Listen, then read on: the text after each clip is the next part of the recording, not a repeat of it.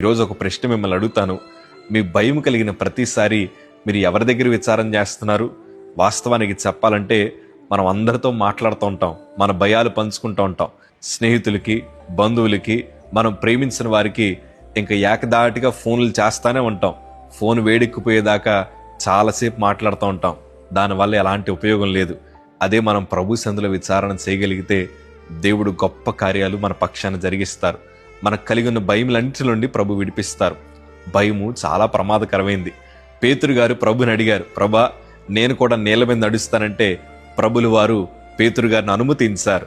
పేతురు నీళ్ళ మీద నడవడం ప్రారంభించారు. కానీ ఆ కెరటాల ఓరు విన్నప్పుడు చుట్టూ వీస్తున్న గాలిని చూసి భయపడ్డాడు. ఆ భయము అతన్ని ముంచేసింది. ఈరోజు నేను అంటాను, మన భయం ఎలా చేస్తుందంటే ప్రభు మన పక్షాన నిలబడ్డాడన్న సంగతి కూడా మర్చిపోయేలాగా చేస్తుంది.